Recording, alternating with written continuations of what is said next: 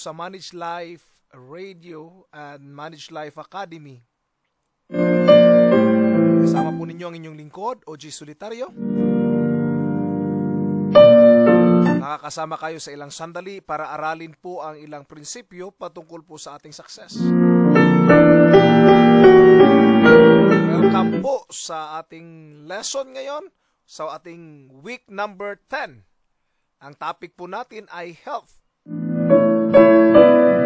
Panibagong umpisa naman po ng pag-aaral sa success or pillars of success.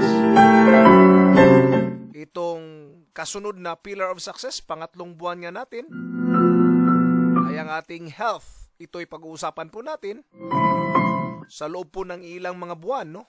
At nawa po ay bigyan nyo po ng pagkakataon upang aralin ang mga bagay na ito. I will be sharing to you some of the principles today. And nais ko pong bahagi sa inyo itong mga prinsipyo ito dahil po sa alam kong itong prinsipyo ito ay nakakatulong. At kung inyo pong titignan ay nakakaangat po ng ating. Now let's start our discussion with the opening down the vision of the why. Sa ganun po kayo ay makapakinig ng tama sa ating diskusyon. Week number 10 po natin ay ang atin pong diskusyon ay patungkol po sa spiritual health, no? Spiritual health. Unang prinsipyo po na gusto kong ibahagi sa inyo na pag sinasabi nating health, dapat balanse po yan. Hindi lang po yan isang bahagi ng spirituality. Alam niyo po bakit? Dahil maraming taong nag-iisip na pag gusto mong maging spiritual, gusto mong maging healthy, you have to become have a muscular body, no? Meron kang magandang pangangatawan, pero hindi po yun ang ibig sabihin ng healthy.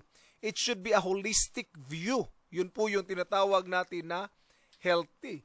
Kasi kung hindi po holistic ang ating approach, pagdating sa healthy or being healthy is magkakamali po tayo dyan. So isa-isahin po natin itong mga bagay na ito at titingnan natin kung paano natin ito mapapalawak.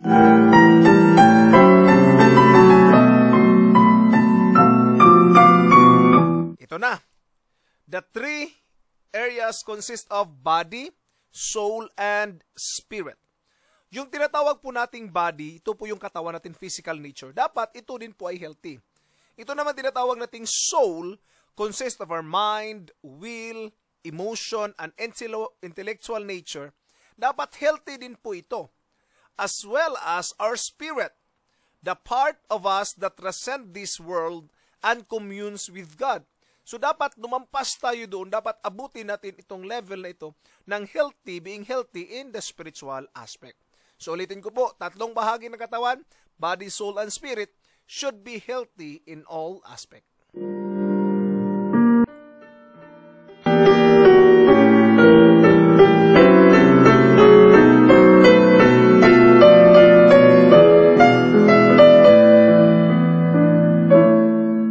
Another point po na gusto kong ibahagi is a person's belief will affect their emotions. Ang ating pananampalataya ay makakaapekto sa ating emosyon. So dapat po natin i-consider din ang mga bagay na yan.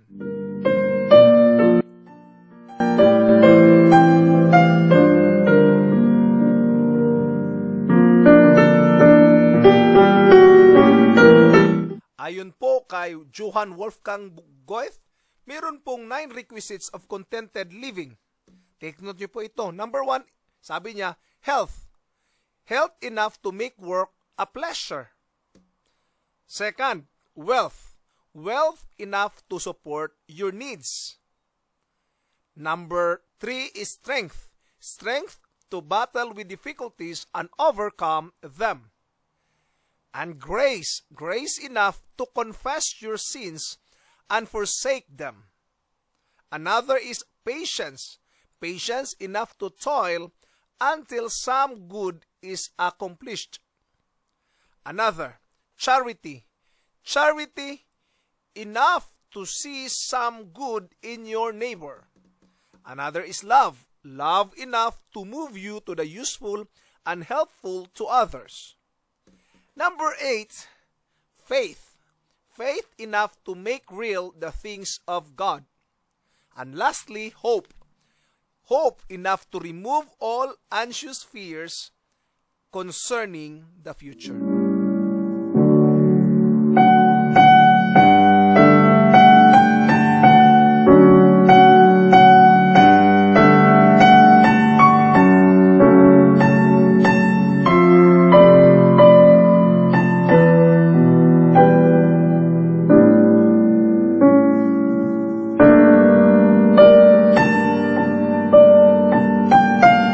Punta na naman tayo dito mga kaibigan sa ating another principle na ibabahagi ko po sa inyo. Ayon po kay Nidok Coben, ito po ang sinabi niya, material success may result in the accumulation of possessions, but only spiritual success will enable you to enjoy them. Sa madaling sabi, maangkin mo man lahat ng kayamanan sa mundo, but if you are not enjoying them, because you don't have the spiritual success, you will never enjoy the accumulation of wealth. So my challenge is to focus at foremost, focus on spiritual health first, then the rest will just follow.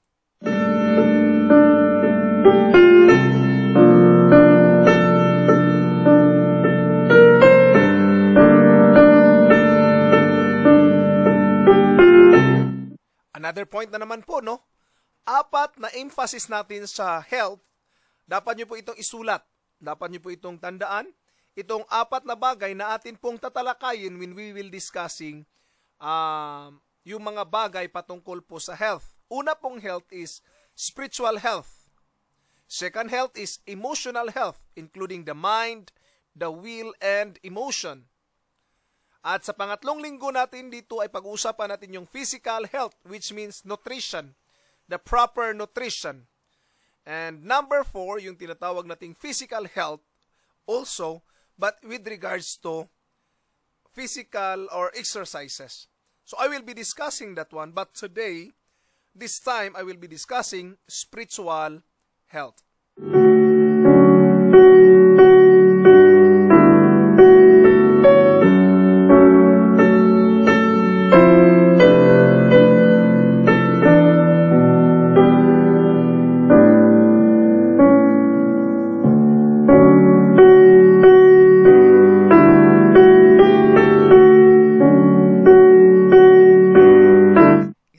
Ang iyong lingkod, muling magbabalik para po sa ating focus, no? A healthy spiritual life is one of the most rewarding things we can pursue. Kung meron tayong gustong marating sa buhay, spiritual health po ang pinakamagandang dapat bigyang pansin ng isang tao. Because the God question are the most important question we can ask. Itong mga tanong patungkol sa Diyos, ito yung pinakamagandang tanungin. Bakit? Because they impact the rest of our life in so many significant ways. And if you are healthy spiritually, it will help you to become a good person. It will help you to enjoy life far better. Another reason is you will make impact on eternity or for your eternity. Because this is not just a temporary things. This will result to your eternity. So my challenge is focus on spiritual life. Focus on spiritual health.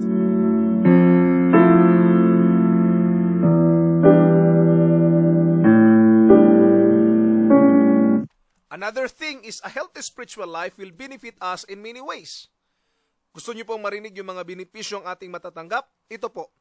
Peace, joy, perspective, wholeness, better relationship, purpose, significance, excitement, and passion for life, hope for a better future, emotional stability, intellectual curiosity, and better understanding of the importance of all that is around us. That's what is wonderful when we will be discussing about spiritual life. That is what we call the benefit of having them.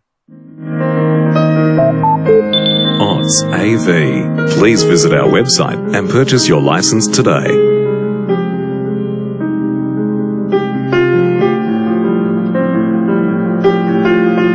Another point, a healthy spiritual life is developed through discipline, just as all things that are important to us. So kung titingnan natin, it needs discipline also in order for us to enjoy a healthy and spiritual life. A discipline of prayer, a discipline of meditation, a discipline of fasting, going to church, listening to the sermon. It will really help our spiritual life.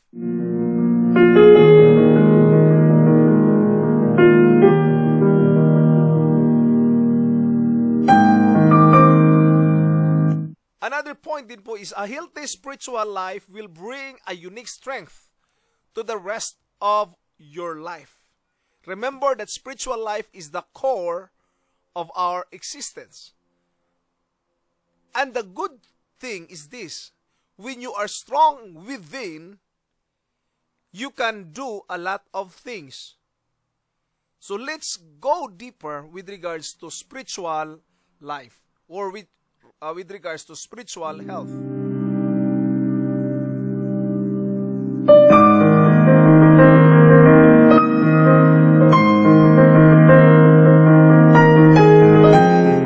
And now I will be sharing with you the simple ways you can begin to develop a deeper, richer, and healthier spiritual life. Handa na po ba kayo para isulat itong mga bagay upang tayo po'y maging spiritually healthy?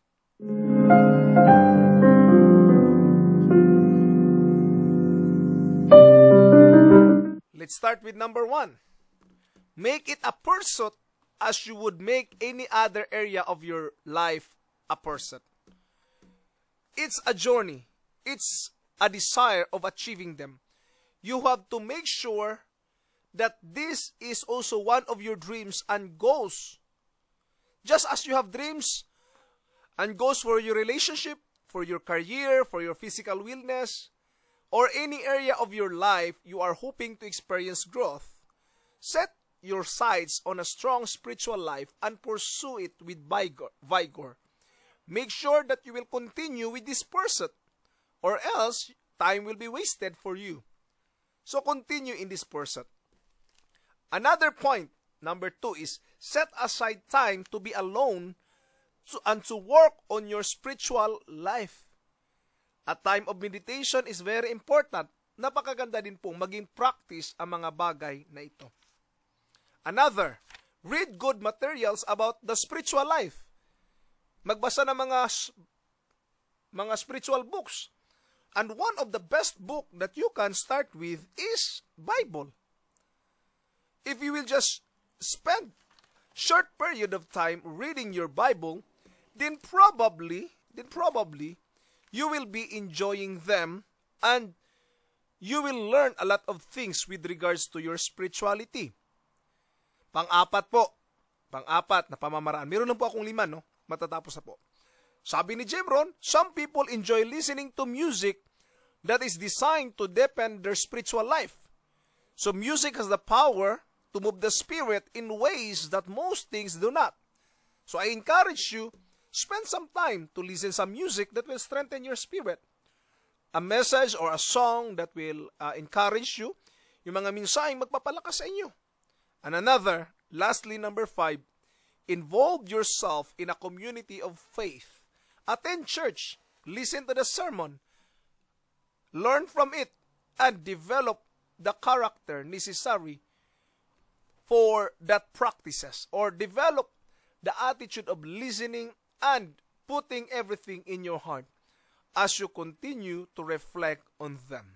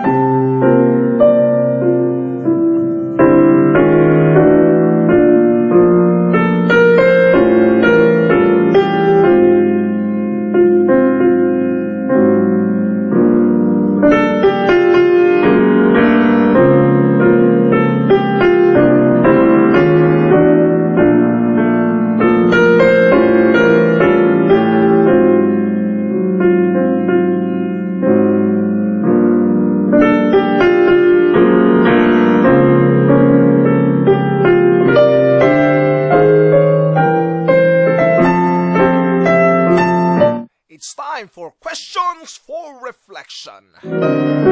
Another hour to reflect on what we have studied lately. Kung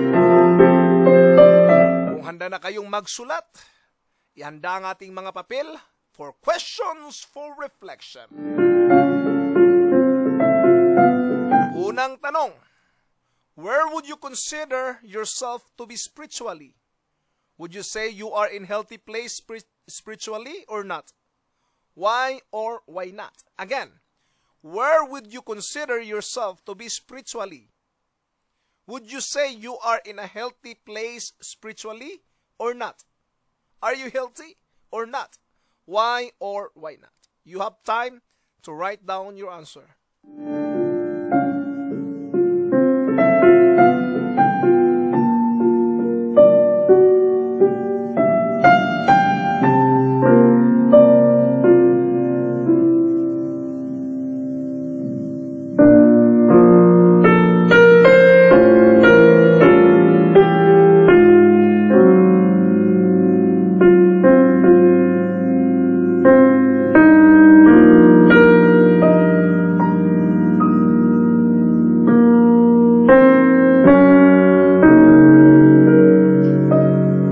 Questions number 2 tayo.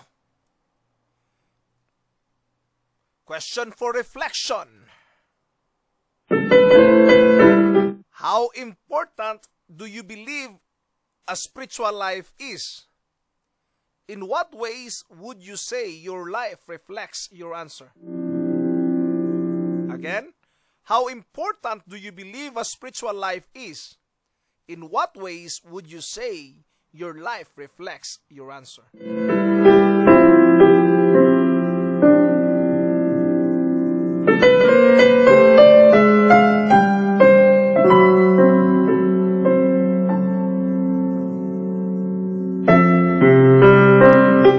Next question. What are the main benefits you have seen from having spiritual life? Again, what are the main benefits you have seen from having a healthy spiritual life?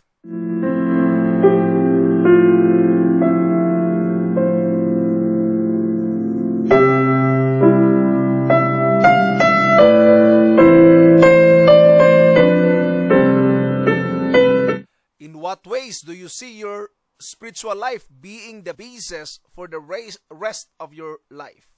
Again, in what ways do you see your spiritual life being the basis for the rest of your life?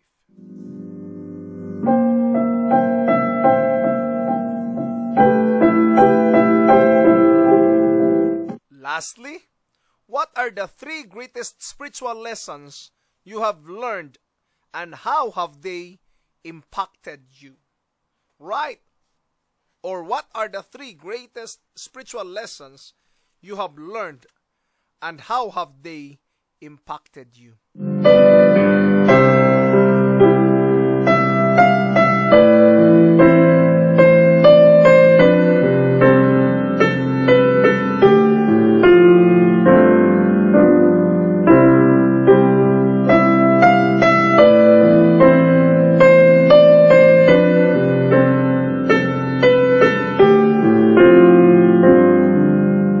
Have you written your answer already on Questions for Reflection? Kung tapos na po kayo magsulat sa inyong question for reflection, it's time for action steps this week. What are the action steps? Action steps are the things that you have to do in order to survive. There are 4 suggestions here that you have to understand. Number 1 suggestion, set aside some time this week to pursue your spiritual health. Put it in your date book and keep the appointment. So make an appointment with God. Set aside a time for your spiritual health. Number 2, read a book that will make you good guideline or make a good guideline for you as you pursue your spiritual life. It may be something you can get through in one setting or one that you can use over the course of a set period of time. I would recommend The Purpose-Driven Life by Rick Warren. It's a wonderful book written for spiritual emphasis.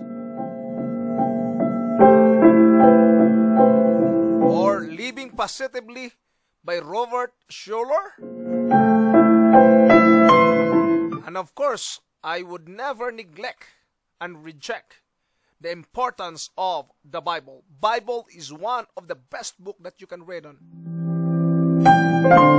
And maybe you can start with the book of Proverbs. Especially if you don't have any background on the Word of God. Next, number 3, pick up a music CD or a DVD that will let your spirit soar. Play it this week as you drive around or while you are at home. Let it act as spiritual pick-me-up.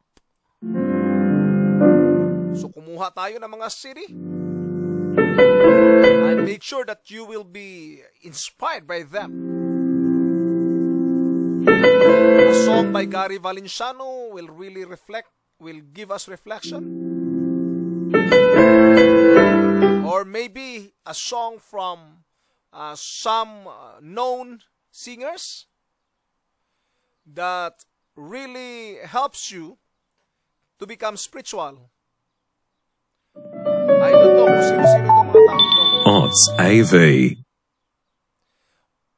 As far as I know, they will really help you succeed in life. Number 4, team up with some others who may have spiritual values or interests and consider developing your life together. Ulitin ko po, team up with some others who may have similar spiritual values or interests and consider developing your spiritual life together. Acting as encouragers to one another. And the best place to find this kind of avenue is simple: church. Participate in the church. Be encouraged by the listening of the Word of God. And pray for one another.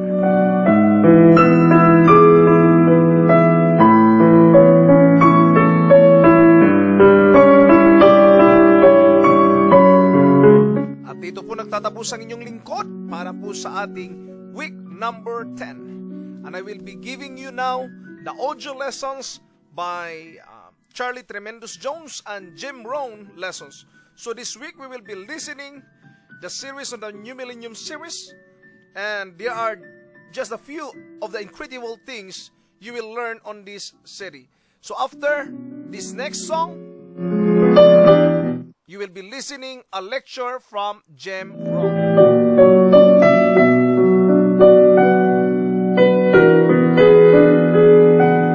I do hope you will enjoy this moment. At hanggang sa muli po, mga kaibigan at mga tagapakinig at ating mga estudyante sa Managed Life Academy. Keep on learning. Keep on enjoying. Dahil dito sa Managed Life, we are always committed to bring you to the top. Don't just survive, but also thrive. Reach for Managed Life.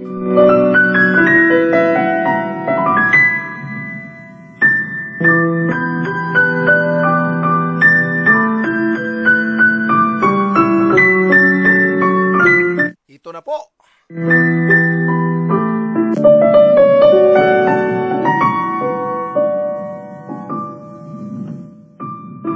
Ladies and gentlemen, help me welcome our speaker, our encourager, the one who will encourage us, or shall we call him modern philosopher, Jim Rohn. At ako na po'y mag-i-exit. Sa ilang sandali po, ako na po'y aalis at atin pong mapapakinggan Ang iba pong mga turo po ni Jim Rohn na alam ko pong maghahatid ng kaalaman sa atin. Let's welcome Jim Rohn.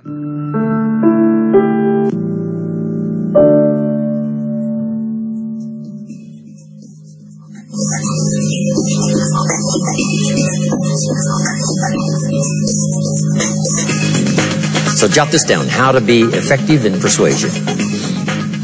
It's one thing to present, it's another thing to persuade. Cicero was a great orator of the past. When he spoke, everyone said, what a great speech. He was one of the best. Demosthenes was also a great orator of the past. When he spoke, everybody said, let us march. What a difference in presentation and persuasion. So to become a good persuader, here's what you've got to learn to do. Jot these notes down now. Here's number one. Become a good storyteller. One of the best ways to be persuasive is to tell stories.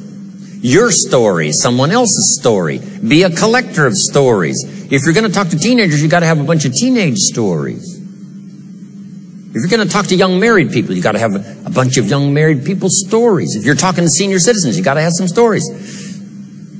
If you're talking business, you got to have business stories. If you're talking sales, you got to have sales stories. Here's the key. Become a good storyteller. Jesus was one of the best storytellers. He said, the kingdom of heaven is like... Now, if he would have said the kingdom of heaven is, nobody would probably have been able to understand. That would have been too abstract. But here's what he said. The kingdom of heaven is like a family. It's like a bride and a bridegroom. It's like a mother and a father. It's like children.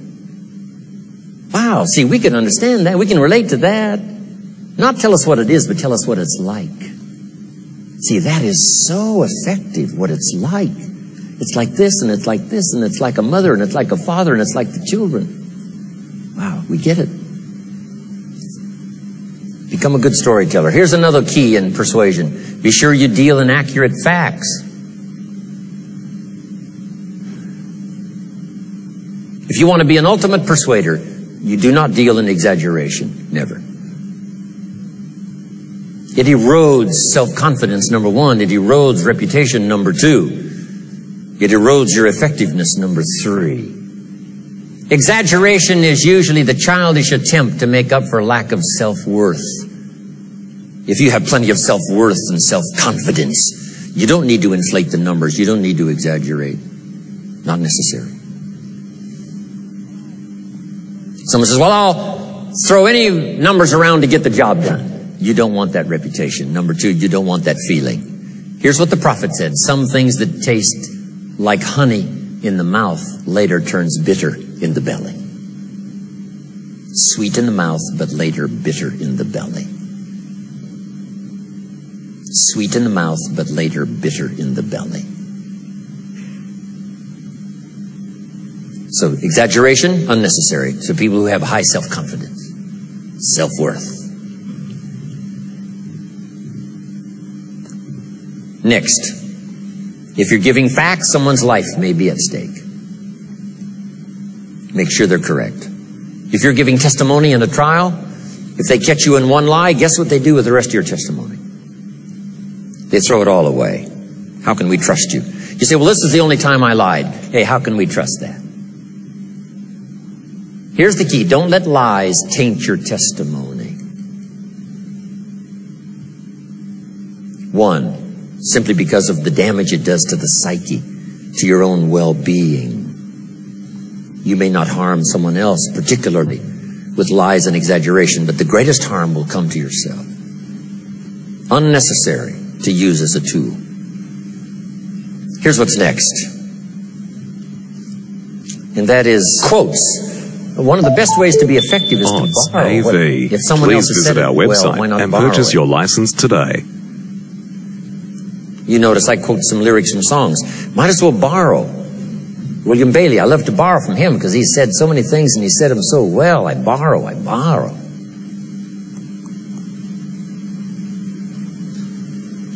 Elton John sings, she lived her life like a candle in the wind, never knowing who to cling to when the rain set in. See, you don't need to say, you said that. Just say, Elton John sings. It's just as effective if you use someone else and give them credit. Here's what's effective. The lyrics is what's effective. You can't describe how fragile and brief life is much better than that. It's unique. George Harrison sings, if not for you, the winter would hold no spring. Couldn't hear a robin sing. I just wouldn't have a clue if not for you. The lyrics, the songs, the words, you borrow. Somebody has a birthday. We go to the store and buy a card, hoping maybe somebody thought of a way to say what we want to say better than perhaps we could say it ourselves. We borrow a verse. We borrow a line. We borrow a message, which is good to borrow.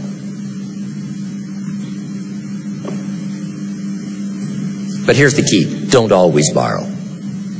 See if you can't put it in words. Say it. When my wife Judy and I parted ways, I wrote a little note. I said, Dear Judy, as often as the night comes, so does my sadness. As constant as the day arrives, so is my love for you. I wish for you and I wish the best for you, and I understand that dilemma. The mixture of both love and sadness startles me. My life is here where you touch me. If ever you should call, I will be there to be touched again. It wasn't very long, but I tried to express in a few words what I was feeling at the moment. So if you got that message now, borrow, but don't always borrow. See if you can't send a note to a child, a note to someone, a letter at the right time. It might serve as something they'll keep forever. Put in your words. It doesn't have to be a sermon. It doesn't have to be a lengthy document. Just something that expresses from you yourself. Okay. Now to finish up, here's the rest of learning how to persuade. Next is straight talk. Tell it like it is. There's an ancient phrase that says the truth will set you free. There's nothing better than the truth.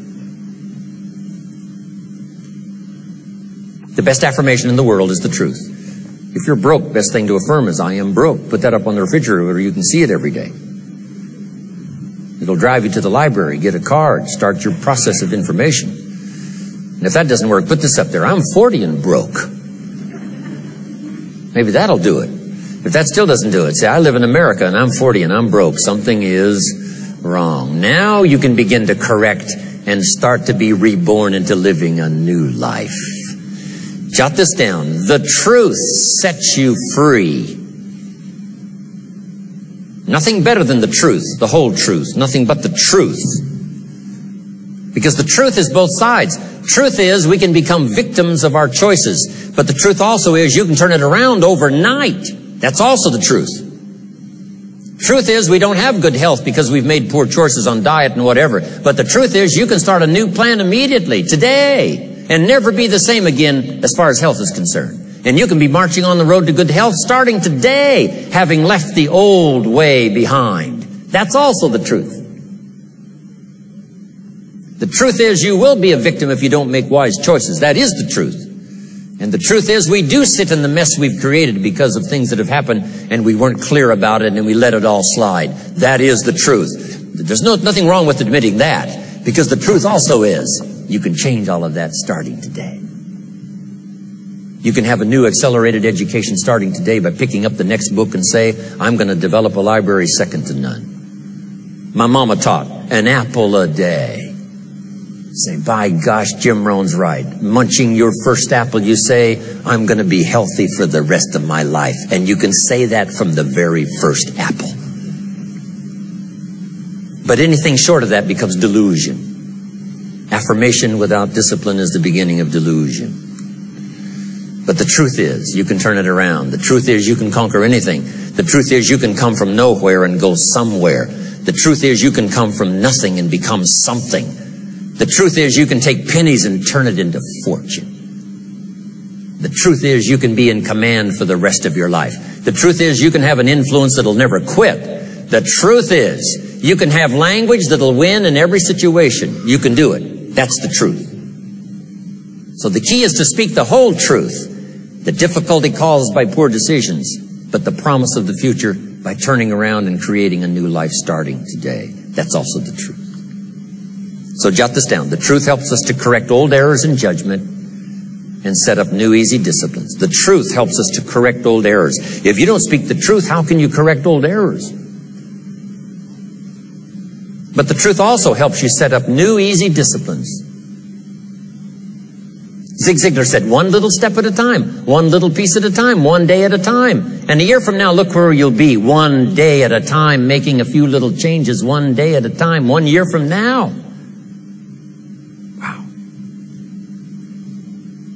Straight talk. We all need to hear it straight.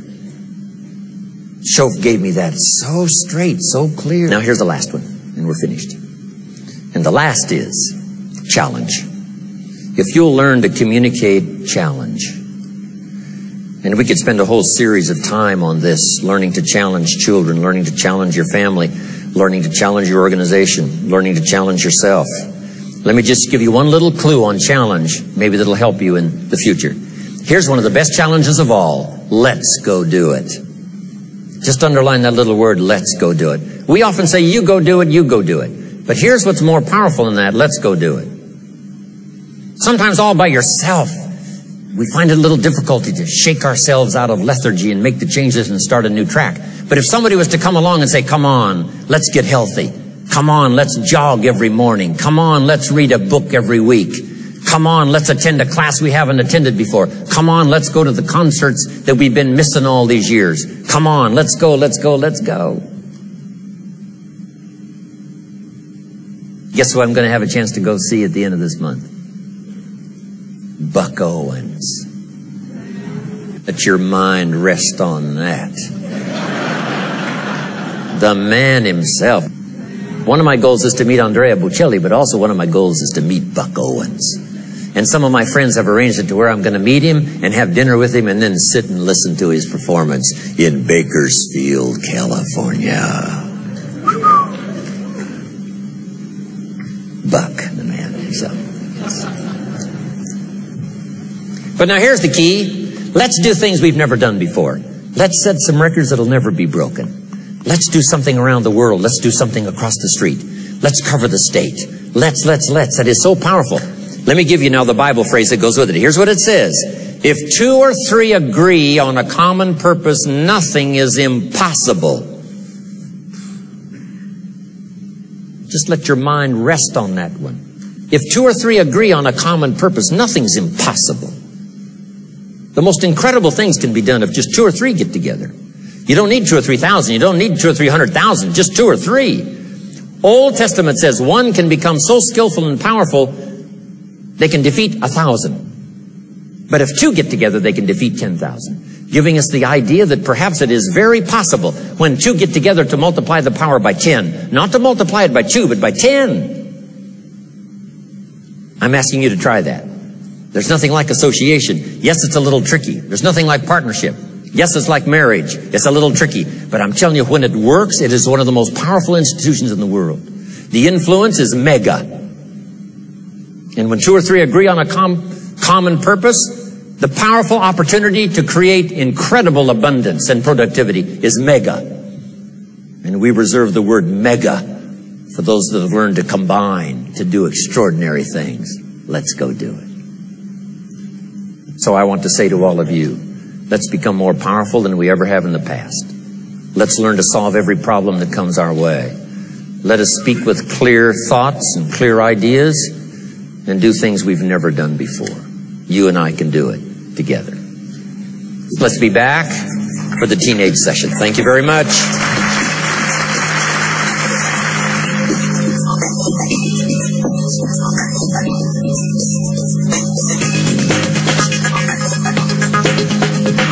Kim Yancey is a former gold record-winning composer, producer, and recording artist with Capitol Records. After leaving the music career in 1981, he purchased a bankrupt recording studio and transformed it into a $20 million advertising enterprise. His firm has earned over 200 awards for creative excellence and was named the Small Business of the Year Award in 1993. Kim personally in 1994 was a finalist in Inc. magazine's Entrepreneur of the Year. Today, Kim is the executive director of the Right Stuff Project. a special music project that combines the latest music of today with insights from the world's brightest personal development leaders designed to expose young people to the power of personal development. Please join me in welcoming Kim Yancey. Thank you. Thank you. Thanks, Thank you. Thank you. Okay, so let's talk about how we're going to approach this. How many people here have seen like the Phil Donahue show or Oprah Winfrey, something like that? Seen the show, right? We're going to pretend that I'm Oprah. And I wish, right?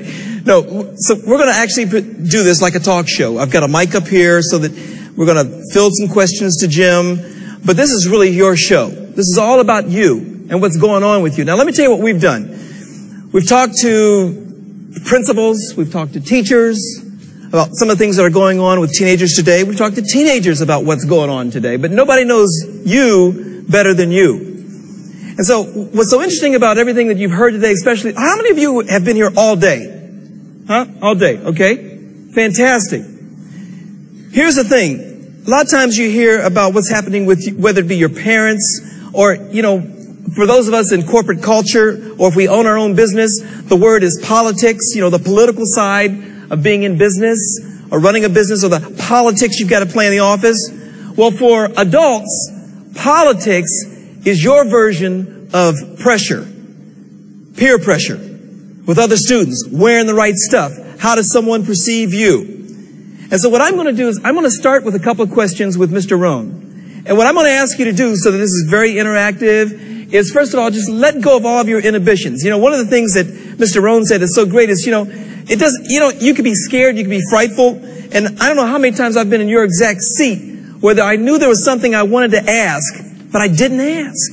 Well, this is an environment where we're all on your side. And there isn't a question that's too silly. There isn't anything that you need to be afraid of. But what I'll need to know, I'm going to like be running around here. So if you want to ask a question, you just have to raise your hand. I'll do my best to try to spot you. But we're going to start this off. Remember, this is the our version of the Oprah Winfrey Show. And the only thing we need is you to help us put this whole thing together. Does that sound fair? All right. Jim, the teachers are saying to us that peer pressure is just unbelievable with the kids. That, you know, dealing with kids will join one group and have their friend group. And all of a sudden, you know, they try to get in another group and they're ostracized if they're not in the right group. But this whole thing with pressure with the kids, peer pressure. What suggestions do you have for our young people today that might help steer them in how to handle that? Well, you know, peer pressure is something you're going to face all your life. All of us had it, right? When we were little bitty kids, you know, when you first started school, maybe before you started school. So being influenced by someone else is nothing new. And it's going to happen all of our lives. As adults, we have to also say, who do we listen to? Someone says, I have a good idea, follow me. Someone else says, we have the right system, follow us. So adults have to sort of sort that out. So it's nothing new for us, and I'm sure it's nothing new for you.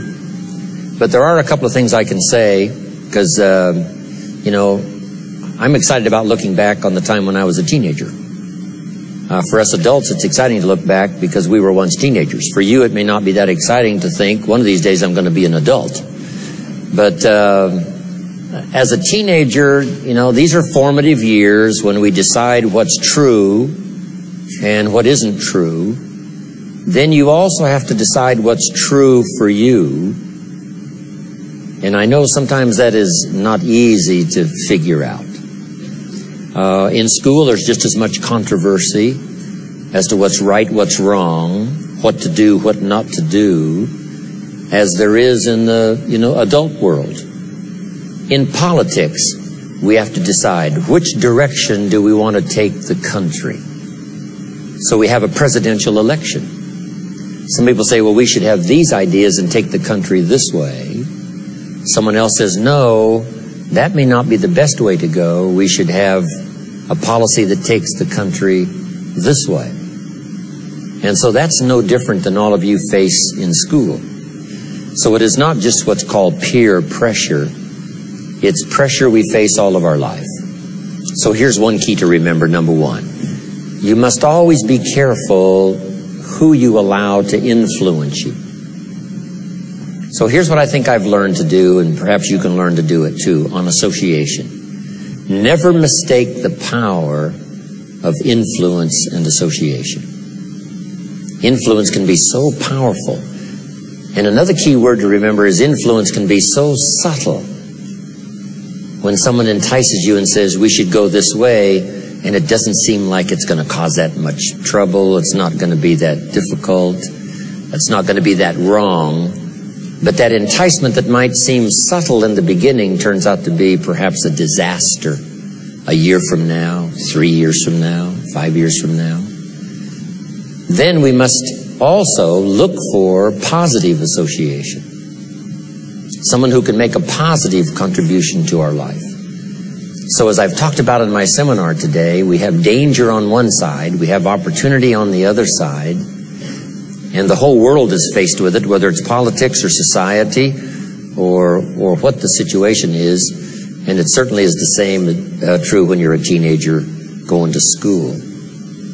What friends to choose, who to be around. So here's a little formula I learned. Number one, sometimes, if it's necessary, you have to disassociate. Because the situation becomes so precarious or critical for you that if you were to continue this association, it might lead to something that you don't want to suffer the consequences. So sometimes you just have to disassociate. Say, I just don't want to be associated anymore because I have a feeling. Something tells me from what I've learned from my parents and what I've learned here in school, and just for what I've learned in my own conscience, tells me this is not the way to go. So sometimes you have to pull away and disassociate. Now here's the other one, and that's a limited association. Some you can be around a few minutes, but not a few hours. Some you can be around a few hours, but not a few days. Because the influence and the association for a few hours, even though it might be a little bit negative, is not that disastrous. And then some people you can be around for a few days, but certainly not for a lifetime. And I know all of us have to sort that out. So one is limited association, being around people a limited amount of time. Then here's the other one. Find good associations. You know, find kids to hang out with that have got a positive outlook. It looks like they're going in the right direction. It looks like they've got it together. Let them be a positive influence on your life. So, absolutely disassociate means I finally learned that this person is not going to be healthy for me in the future, so we disassociate. And sometimes that has consequences. All of our decisions have consequences, but better to disassociate now than to let something go when to disassociate might be a pretty tough thing to do. Then limited association. Some people you can be around a few minutes but not a few hours. Some people you can be around a few hours but not a few days. And then third is expanded. Find people who have good things to share. Find people who are going in a positive direction, and see if you can't spend more time with those people. Some of the people that have influenced my life, some that are here today, some that are no longer alive. But along the way, I allowed them to influence me in a positive direction. And that's why when I came here this weekend, people from all over, several countries, came to hear what I had to say. And I used to be a teenager. I mean, how did I get here? I mean, that's an incredible thought. And I used to be where you are, trying to sort it out. Should I or shouldn't I? Is this person right or is this person a little dangerous? Is this person taking me the direction I don't want to go? Should I perhaps change association and go with someone who takes me in a better direction? I had to learn all this back when I was a child growing up, teenager going to school. But with my good parents and good teachers and good training, I managed to get through those teenage years with a positive outlook and ready to face the world and take on the challenges and do my best. The fact that you are here means that you've got probably a much better start than all of the rest of the teenagers you might know. the fact that you arrived at this place, had parents that brought you here, you've got some advantages that probably 90% of the other kids really don't have. So I want to congratulate you for having an incredible advantage by taking the time to come and listen to a long-winded teacher like me. I mean, you know, 2 days is just about all a teenager can possibly handle, right? And I understand that, but I want to thank you for being here. You make me very proud. Great. Jim, I remember, anybody relate to this? Odds AV. Please visit our website and purchase your license today. There was a friend of mine who had a tooth that kind of stuck out, and a very talented guy. And for some reason, when he came to the door, I referred to him as Snags, you know, like Snag-a-tooth. And I remember, you know, knocking on the door, and his mother or something came, and I said, "Is Snags home?" I don't know why I did that. And she said, "Who are you talking about?" I said, "Well, Snags, you know, Byron." I thought I was being funny. I thought I was being cute. It really hurt his feelings. I didn't even know it. I wasn't aware of my own language. And you made such a point today about words, about how words, I mean, and I just want, could you address some issues? Because one of the things that's going on a lot with you guys, tell me if we're right or wrong, there's a lot of words being exchanged through school, a lot of things being said, a lot of things that you've got to just kind of like, you know, just kind of try to ignore. And maybe you go home and you tell mom and dad about this person said this and it really hurt me. The whole thing with your words, what could you share with us on that, Jim? Well, when you hear unkind words, I've got good news for you. All hurts will heal. Sometimes the healing takes place almost immediately. If you're a professional ball player and you lose a close game, the professional lets it affect them for just a little while. Maybe they get angry and put a dent in the locker door. Best you're not standing there between them and the locker door. And so they get angry and they're mad that they lost. But here's the key to growing up, not letting it affect you very long. Now, sometimes we let things affect us too long. Tiger Woods, the incredible champion that he is, says, "When I make a bad shot, I try to dismiss that and concentrate on my new shot and not let the thing that happened just a minute or two ago, not let that affect my game." And so part of going to school really is a game to play. And although you hear some harsh things and some difficult things, not only from your peers but from adults, you just have to say to yourself, wow, that really did hurt. And maybe you're angry and maybe you're upset. But as time goes by, you'll be upset less time, less time, less time. And the things that used to really get to you a year ago, now you just let them pass. Now you just forget about it. And say, hey, if they want to use that kind of language, if they want to be like that, what can I do? I'm not going to let it destroy my day. I'm not going to let it destroy my life.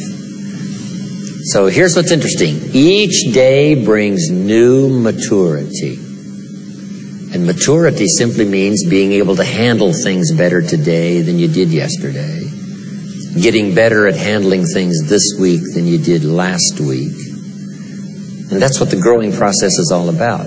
Let me just mention that the one learning that I got from all this thing of calling him this name, Snags, was that I learned through personal development, through the tapes, through listening to stuff from you at a very, very early age, and Zig Ziglar, was to honor everybody. The key for me, if this makes sense, was that I don't care who I was talking to honor them, and to know that the most valuable thing you can give any human being is to say their name properly.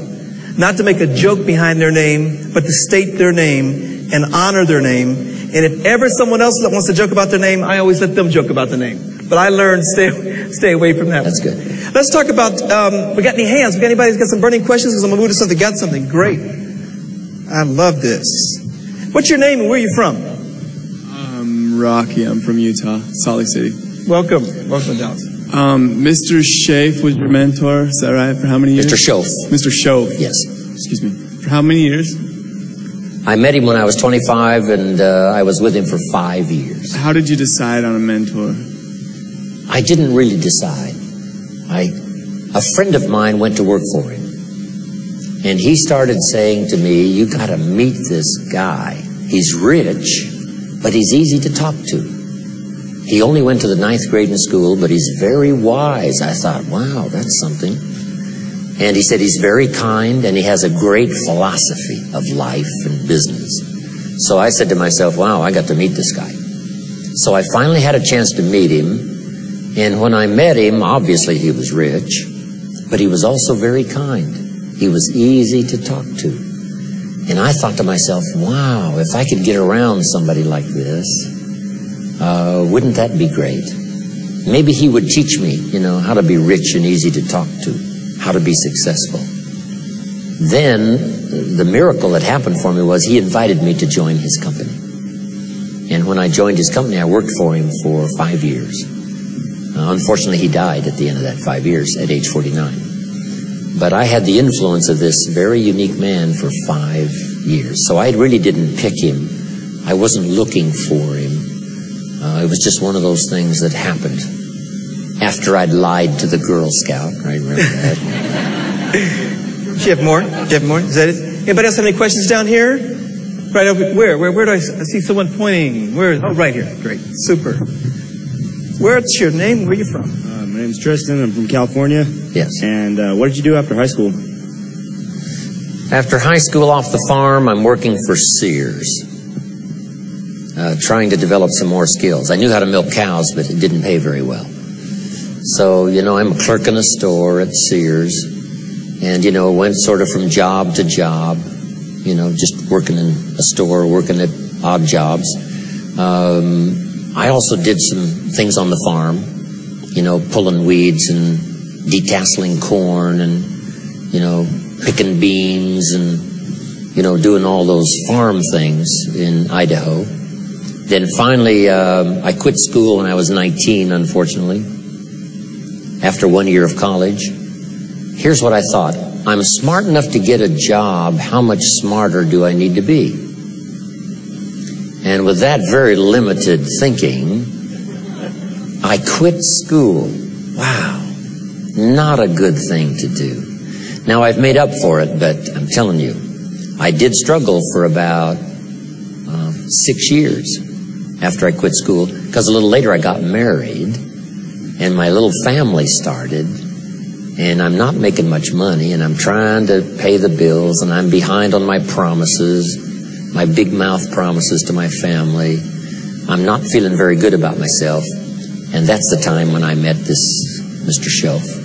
So he came along at just the right time when I needed somebody, because my pockets were empty. I didn't have any money.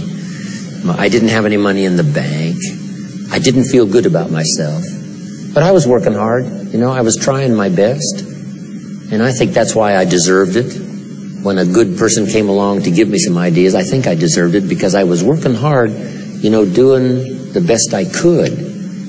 Then when I met him, everything changed. More questions? Right, here we go. Great. Name? Where are you from? My name's Austin. I'm from Texarkana, Texas. I was wondering, in daily life, school and stuff, it seems the classes start out okay at first, but then I lack the motivation to do better. I mean, I do perfectly well, but it seems that life just lacks the motivation because it's so repetitious. I just wondered if there's any way that you can find inspiration in just little things. No, that's true.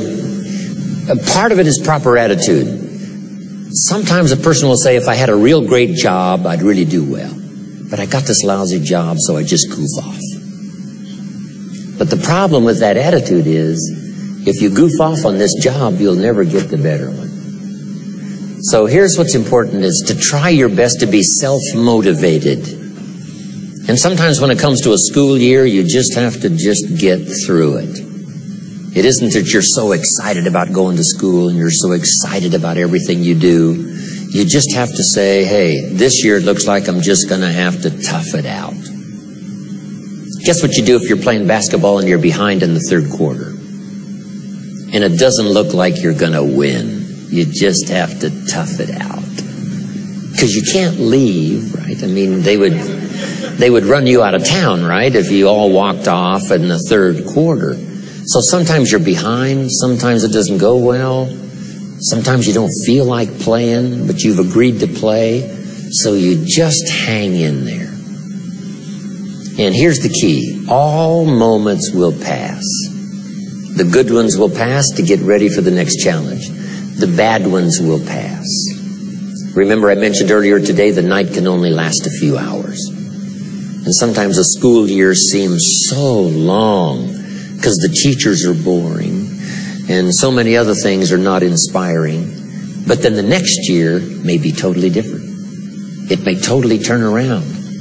So here's what you must learn to do, and this would be a good time to give you the ant philosophy. Everybody should study the ants. So now let me give you the ant philosophy. Here's number one. Ants never quit. If an ant is going somewhere and you stop him, guess what he'll do immediately? Look for another way. He'll look around, he'll look up, he'll look down. And how long will he look to try to find another way to get where he's going?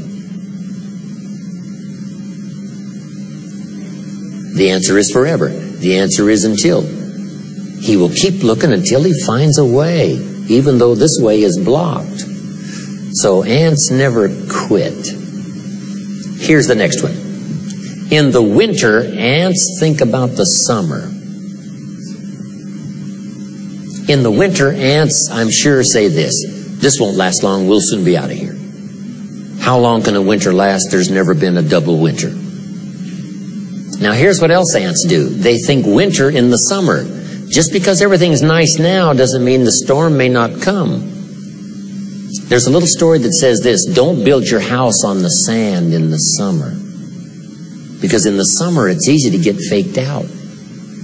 It says build your house on a rock because the storm is going to come. And so you want to make sure your house is on the rock. Someone says, well, I've never been through a storm. Then you must find somebody that's been through one and let them scare you to death.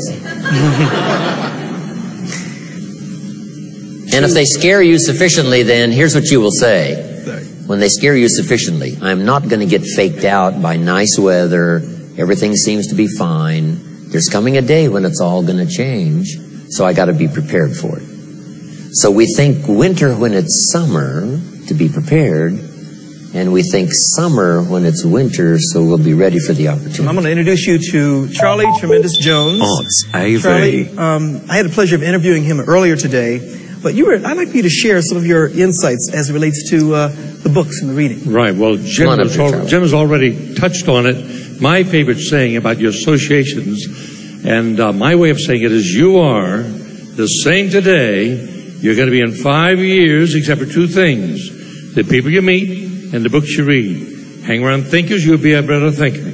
Hang around givers, you'll be a better giver. Hang around workers, you'll be a better worker. Hang around a bunch of thumb-sucking, complaining, griping boneheads, and you will be a better thumb-sucking, complaining, griping bonehead. However, now, with that said, how many of you are under 16 yet? I mean, great.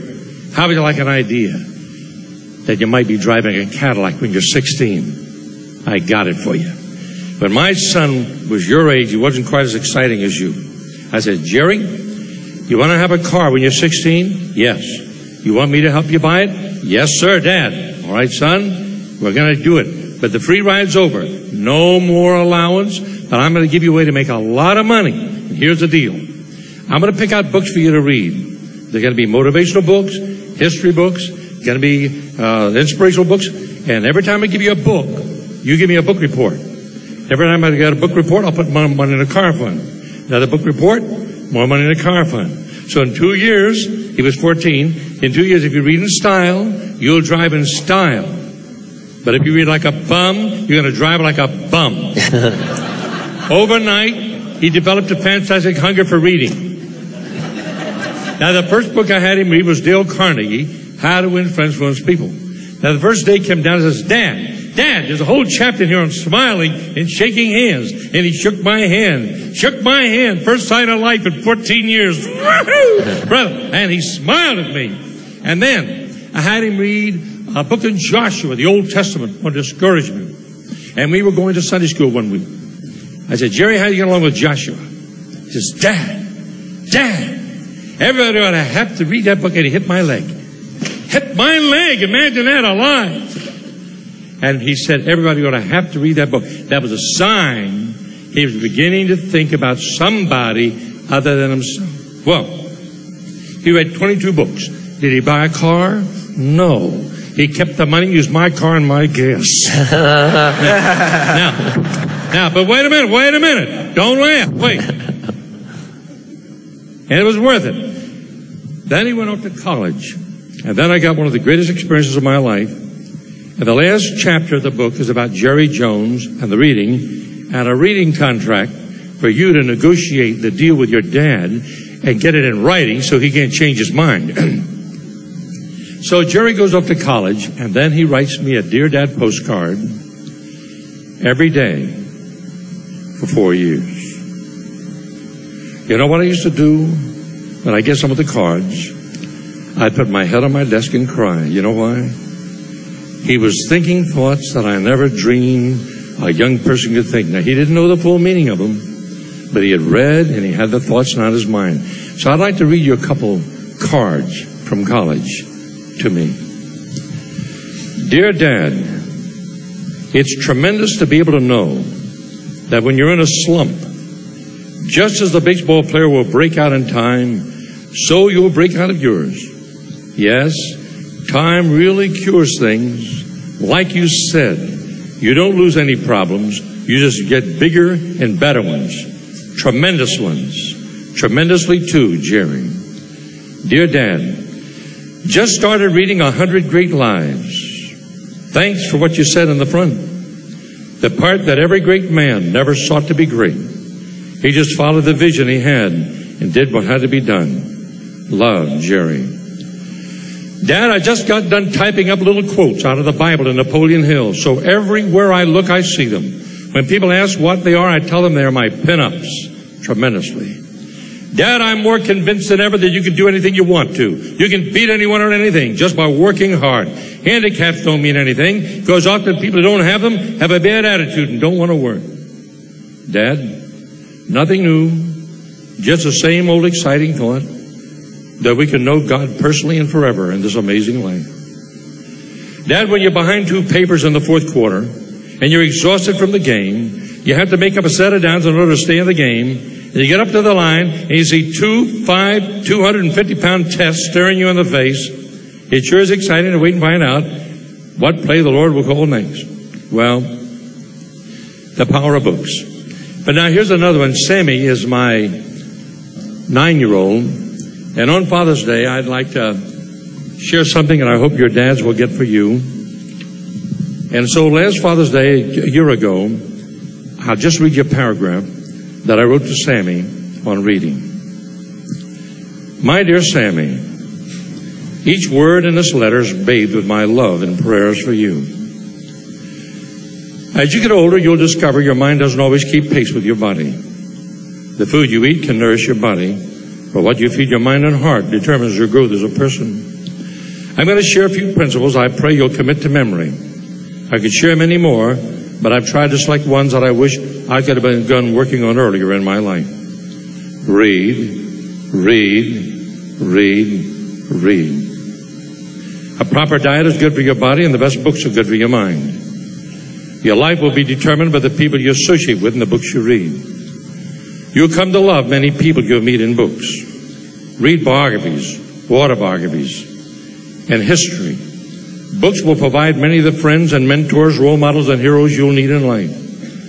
Biographies will help you see there's nothing that can happen to you that wasn't experienced by many who used their failures and tragedies and disappointments as stepping stones for a more tremendous life. Many of my best friends are people I've never met. Oswald Chambers, George Mueller, Charles Spurgeon, Eddie Tozer, Abraham Lincoln, Robert E. Lee, Father Francois Fenelon, Jean Guyon, hundreds of others. Don't read the Bible. Don't read the Bible. Study it. Digest it. Memorize it. And realize God's greatest gift to our time on earth is His Word. Well, you know the Word. Memorizing. Dr. Norman Vincent Peale, and I would like to say that any of your dads who gives me your name and card, I will send you with my compliments a little teenage, The Power of Positive Thinking. And Jim knows Dr. Peale, I knew him. He went to be with the Lord 5 years ago. But Dr. Peel was the greatest voice for motivation and inspiration of the last century. And I never knew it. But finally, after I knew many years, I finally found out one of the secrets of greatness. He memorized, and I will give you these with my compliments, 31 verses. And he puts them in a little book called Thought Conditioners. So that will be my contribution to your great future, and I will see that your dad was sent to you with my compliments for you. And by the way, ask him how much he's going to pay for a good book report. So happy reading. Thank you. All right. Thanks, Charlie. Questions? Who's got a question? Good. Do me a favor, pass that back to you? Tell us who you are and where you're from. My name's Greg, and I'm from Edmond, Oklahoma. Since you missed a year of college, how'd you make up for not being able to go to school? For the missed opportunities? I mentioned earlier today a book called How to Read a Book. In it is a list of, the best books ever written. And I started reading those books to make up for, that 1 year of only going to college 1 year. So part of it was study. Part of it was my commitment to learn skills. I learned sales. I knew how to milk cows, but didn't pay very well. So someone introduced me, Mr. Schoaf introduced me to sales. He said, find a good product that you can believe in and take it to the marketplace and see if somebody will buy. Develop good customers. So what I lacked in going to college, university, I started making up for in learning skills that helped to change my income, helped me better support my family. But then I also continued my education, which I do up to this day, to keep reading. Charlie's right. There's a program now called RIF, Reading is Fundamental. It's fundamental to your success. It's fundamental to living well. It's fundamental to developing self-esteem. It's fundamental to thinking straight about problems and opportunities. So I did that. And I think reading was one of the great ways I started making up for going to only 1 year of college. And it's not the easiest thing to do. I should have stayed in school. If you're there, you should stay.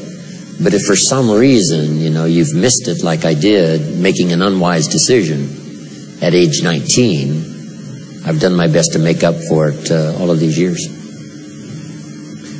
Anybody else? Question? All right, let me pass it back to this young lady here. Yes, my name's Sarah. I'm from Montgomery, Texas, and I was just wondering what you think that we could do to encourage friends to also do the things that we have, because I'm going to tell my parents about the book report because they've had me doing them since I was like 10 and they've never paid me. I didn't hear.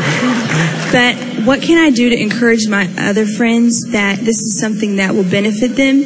Because right now they're into whatever, that's going on and they're not really interested. But what could I do to encourage them? You can't do any better than to try. And if you try the first time and it doesn't work, you try again, to be a good influence, to help people to read something more positive, think more positive. You try to help somebody as best you possibly can. And at first, your influence may not be that strong.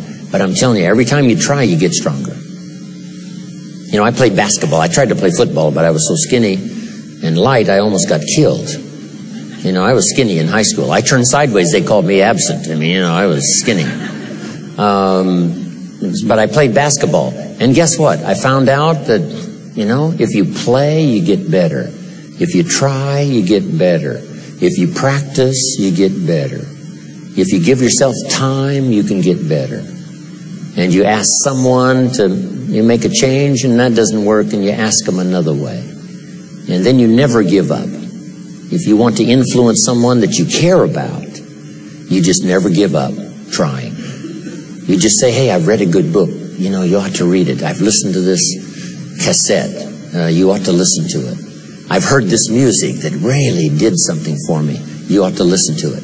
So whatever it is, a book or a song or a movie or something that helped you to grow, you try to influence someone else to attend or to read or to listen to help them to grow. But here's what only all of us can do, our best. And sometimes your best right now is not quite enough, but your best a week from now may be stronger. Your best a year from now may be very strong. And somebody you can't quite reach now, it won't be long until you'll be able to. You'll have the words, you'll have the strength, you'll have the influence that you don't now have, and that'll grow and that'll change. That's what I'm going to do. I'm going to take a little departure here. We did something kind of special. Now, you're going to hear this for the first time right now. No one's heard this before. We don't know if it's going to bomb. We don't know if you're going to like it. How many people here like rap music? Not saying you didn't like it, check it, dig it, okay. The rest of you hate rap music? Don't know. What we're doing is, there's a project called the Right Stuff Project. And we looked at the teachings of Jim Rohn, looked at the teachings of Zig Ziglar, all the notes that you took here today. What if you could package all of those notes and give it to some excellent rappers, find some musicians and put together some wonderful tracks, and put this music and these words of motivation, inspiration, and all that into some songs that made sense? So you're going to have to be our little focus group. You're going to hear a song, it's got a little rap in it. You have to let us know if you like it, what it does for you. Parents, here's the thing. There was a woman yesterday was on the news suing Atlantic Records. She says because she bought a CD and it said on the label that it was good for kids, okay for kids. She got it home and it wasn't. Had all kind of four-letter words. I've got a nephew, brilliant, bright guy, 23 years of age. Put me in his truck the other day. He was just driving around and wanted me to hear some new stuff. And I had to tell him to turn it off. It was so bad. It was so, you have to understand, I was in a band with Capitol Records. I was in a band that did 5 albums. I was in a band that had an album that went gold in 1978. Some of you weren't even here yet. I have a 10-year-old daughter today that I cannot let her hear all of that album that her dad wrote. Because of where I was mentally. In other words, that whole thing that you're talking about, the whole thing about associations, I was around people who, when I was in this band, their heads were in the gutter. And I was in the gutter with them. So I wrote lyrics to songs that I won't let my own 10-year-old girl hear off her dad's gold album. So what I'm going to play for you right now is something brand new. Let us know what you think. If you can go ahead and crank it up. Odds AV. Please visit our website and purchase your license today.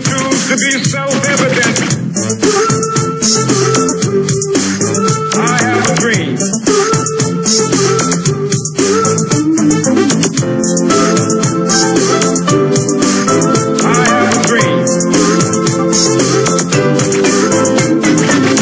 Solutions, follow us on problems. The dream is to believe goals should be to solve them. Change yourself, can't change your things. More than life than bling, watch your rings. You can never be too kind. Patience and caring is more than a state of mind. Refuse to make excuses or blame anyone for anything. Stay strong and maintain. Overcome the rain. Rearrange your game, simple and plain. Have a sight and take aim. Remember, have faith in yourself and stay true. There are so many positive things that you can do. This is your first clue. You matter, you really do. As I want to, ripping knowledge and flowing through, letting the world know. Don't stop the flow, cause we all gotta let it show. So come on, yo. I have a dream, y'all. I have a dream. I have a dream, y'all. I have a dream. I have a dream, y'all. I have a dream. Yeah, I have a dream, y'all. Sometimes you have to stand alone, like myself on this microphone. Don't be afraid, stand for what's right and remain strong. But you gon' have to work hard to stand in the race. Plan on it, don't forget to give thanks to other small lives. Don't follow the trend, while others cry over pain. Take it right on the chin. Don't ever leave your future in somebody else's hands. Remember, have a plan to kids' happiness, you understand? Hold these truths to be self-evident. Keep it moving while others step in quicksand. Don't stop, give it all that you can. We all make mistakes. Live and learn, plus find a better path to take. Spin, but don't race. They're real in what you do. Believe and stay true. Every day is new. Open your eyes to the clues. But good things can happen to you. They really do. Your future's never through. Gray skies turn blue. I have a dream. I have a dream, y'all. I have a dream. I have a dream, y'all. I have a dream. Yeah, I have a dream, y'all.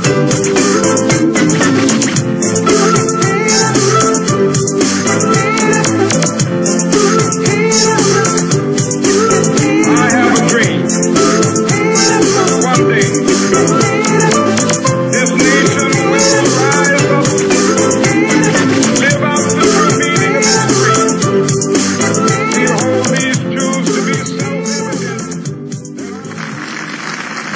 That's called mild rap. Mild rap. Well, you know, it's easy rap. I'm standing over there trying to pick it out, but you know,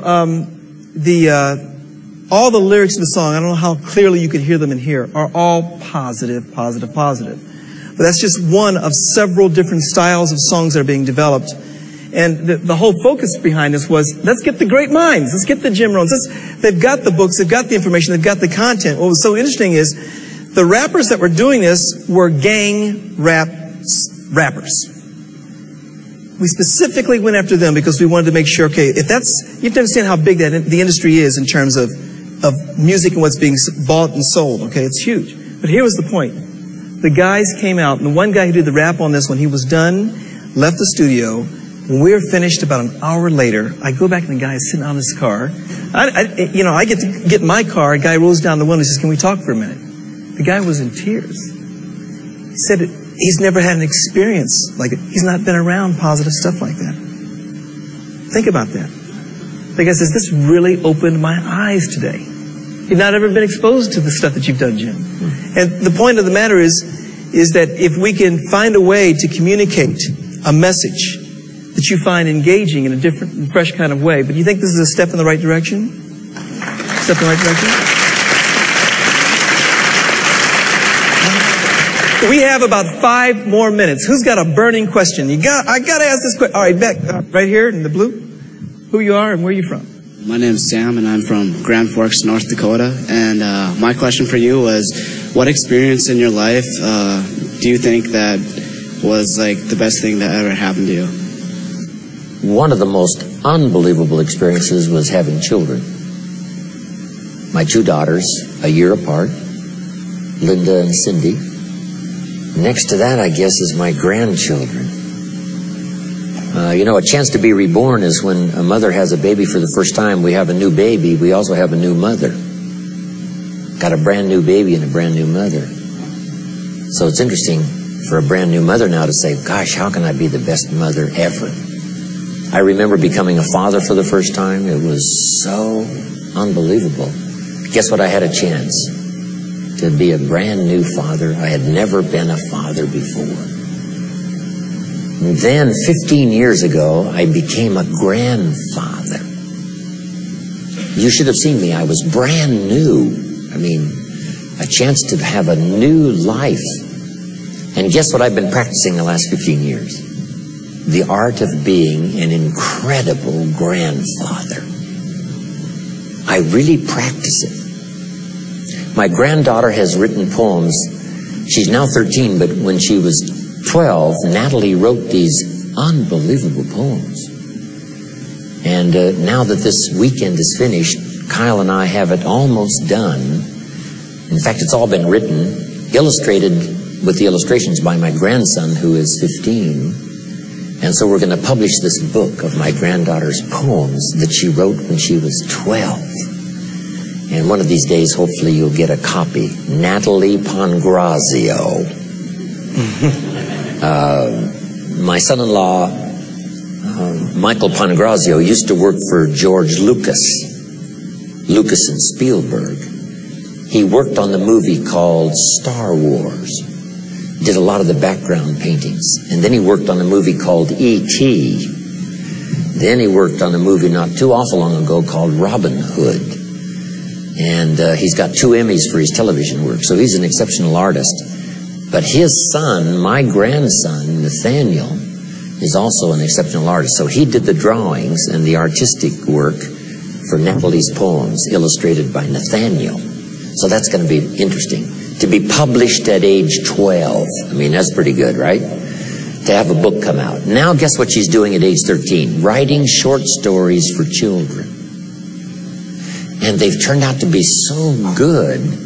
As soon as this book of poems is published, I'm going to start publishing her series of short stories for children. So that's pretty exciting. It's part of my work of being a grandfather. And if you were to ask my grandkids, guess what they would say? This is some kind of grandfather. So that's been one of my objectives. Now, my grandson, who's 15, is an accomplished concert pianist. He's already giving lessons. He's one of the best. He's also composing music and sending it off for competition. And he's only 15. So I'm really proud of my grandkids. So one of the most exciting things I've done for the last 15 years is to practice the art and the skill of being a good grandfather. It's very exciting. Jim, could you, in our last few moments, you've got a philosophy around 3 key areas for teens, for success: personal development, goal setting, and the financial independence. Can you relay a little bit to those 3 key points that you think are so important? Some of you, are all of you going to be here tomorrow? Sitting in? I'm going to do this goals workshop. And you know, kids can do it just as easy as adults. Making a list of what you'd like to do, what you'd like to have, what you'd like to accomplish in the next 10 years. So that's going to be fun.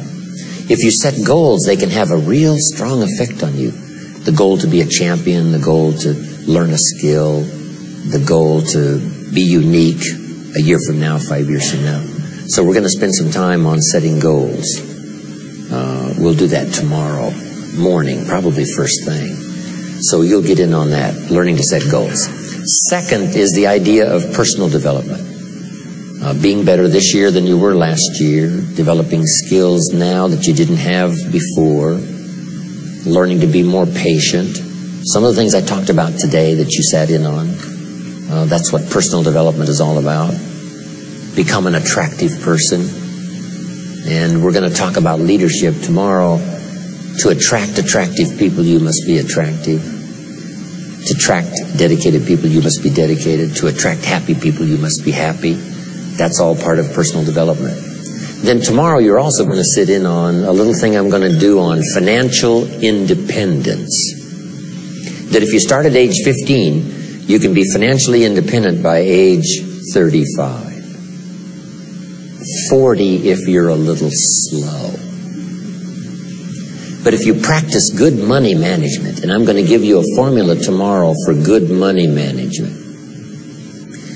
If somebody your age came and said to you, I've got $1 that I've earned, what should I do with it? What would you tell them? If you have $1, what should you do with it? Most people don't have a clue. Some people say, well, it's only $1. And it's only a kid with $1. What difference does it make? And so here's what I want to leave you with. It makes all the difference in the world. What you do with your time, what you do with your brains, what you do with yourself, and what you do with your money. So tomorrow, I'm going to teach what to do with $1. How to divide it up so that it really pays off in the future for your financial security. And it's something kids can do. It's something kids can learn. Because I teach enterprise for kids. I teach kids how to have 2 bicycles, one to ride and one to rent. Because it doesn't take long to be in business. You don't have to be General Motors. Ideas that kids can learn on how to earn money, how to develop skills, and then a little bit on money management so you can someday be financially secure. So I'm going to probably repeat this tomorrow, but let me give it to you today. And here it is. You must try to do what you have to do as quick as you can so you can do what you want to as long as you can. Do what you have to as quick as you can. So then someday you can do what you want to as long as you can. And we'll talk more about that tomorrow. Great. Fantastic. Listen, you've been absolutely phenomenal. You've had to, take in a lot and absorb a tremendous amount of fantastic information. I hope you found this to be very, very helpful. It's, I can't tell you how unbelievable it is to see these young faces out here, isn't it, Jim? Give yourselves a round of applause. Thank you very, very much. You've reached the end of this disc. The program continues on the next CD.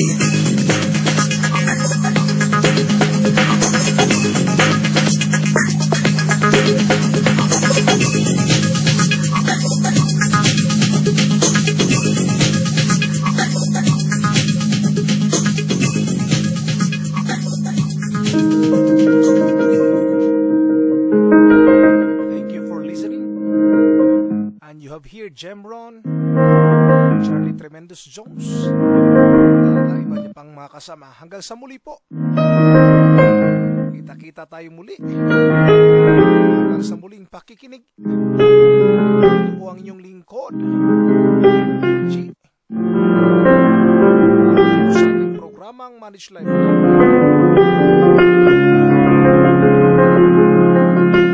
Don't just survive, but also thrive. Dahil dito sa Manage Life, we are always committed to bring you to the top.